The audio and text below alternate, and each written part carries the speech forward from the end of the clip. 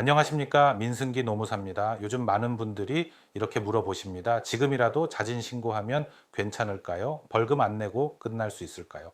오늘은 바로 이 질문들에 대한 답을 드리기 위해 실업급여 부정수급 자진 신고의 실제 효과와 처벌 감경 가능성에 대해 하나씩 자세히 설명드리겠습니다. 자진 신고는 시기가 가장 중요합니다. 무슨 뜻이냐 하면 언제 신고하느냐에 따라 자진 신고의 효력이 완전히 달라진다는 것입니다.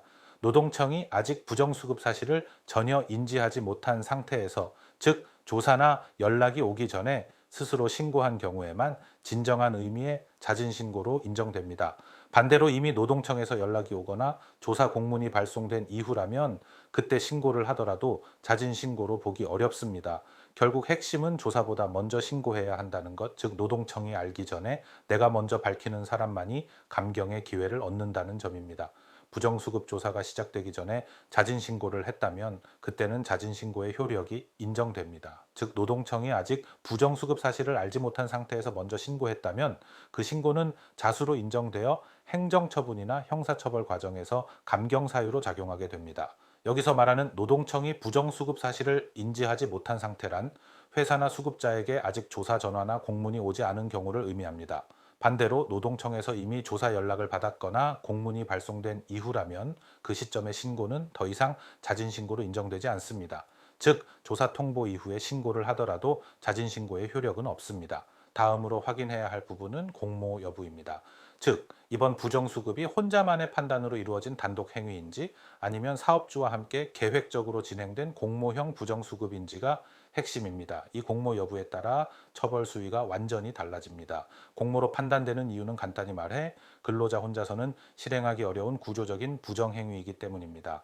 예를 들어 회사가 고용보험 이직 사유를 허위로 신고하거나 수급 기간 동안 실제로 근무하면서 임금을 현금으로 받는 경우처럼 사업주의 협조 없이는 불가능한 형태가 많습니다. 이 부분은 제가 이전에 올린 다른 영상에서 사례 중심으로 자세히 설명드렸습니다. 공모형 부정수급이 어떤 구조로 이루어지고 왜 처벌 수위가 더 높아지는지 쉽게 이해하실 수 있을 겁니다.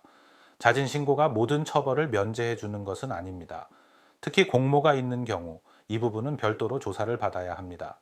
이 공모 여부가 바로 형사처벌과 직접 연결되는 핵심 쟁점입니다. 간단히 정리하면 이렇습니다.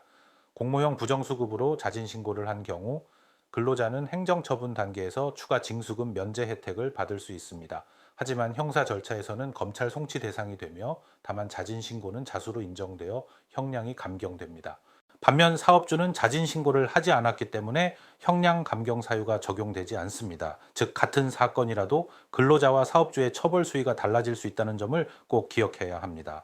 만약 사업주가 자진 신고를 한 경우 상황은 정반대로 전개됩니다. 이때는 사업주가 먼저 사실을 인정하고 신고했기 때문에 형사처벌 단계에서 감경 대상이 됩니다. 반대로 근로자가 자진 신고를 하지 않았다면 행정처분에서는 부정수급액 전액을 반환해야 하고 그에 더해 최대 3배의 추가 징수 처분을 받게 됩니다. 즉 누가 먼저 신고하느냐에 따라 감경 대상이 완전히 달라지는 것입니다. 근로자가 먼저 신고하면 근로자는 감경, 사업주가 먼저 신고하면 사업주는 감경, 신고하지 않은 쪽은 그만큼 불이익을 감수해야 합니다. 오늘의 핵심입니다. 자진 신고의 효력은 두 가지로 정리됩니다. 첫째, 행정처분 단계에서 추가 징수 처분이 면제된다는 점. 둘째, 형사 절차에서는 형량이 감경된다는 점입니다.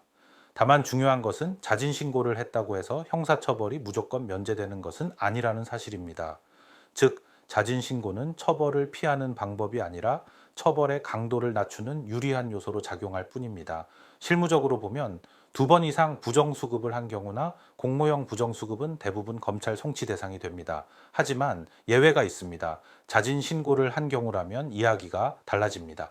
부정수급 기간이 3번 미만이고 또 사업주와의 공모가 없는 단독 부정수급이라면 자진 신고 시 형사처벌은 면제됩니다. 즉 단순 실수나 착오로 인한 첫 번째 또는 두 번째 부정수급이라면 노동청 조사를 받더라도 추가 징수 없이 환수만으로 종결될 수 있습니다. 다만 반복된 부정수급이거나 사업주가 관여한 공모형이라면 자진 신고를 하더라도 검찰 송치와 형사처벌은 불가피합니다. 이제 정리하겠습니다. 자진 신고는 모든 문제를 사라지게 하는 면죄부가 아닙니다.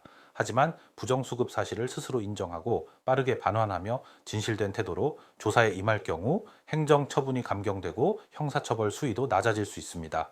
결국 중요한 건 언제, 어떻게 신고하느냐입니다. 노동청에서 조사하기 전에 먼저 신고하고 사실을 숨기지 않는 것이 가장 현명한 대응입니다. 오늘 내용이 도움이 되셨다면 구독과 좋아요 부탁드립니다. 저는 민승기 노무사였습니다. 감사합니다.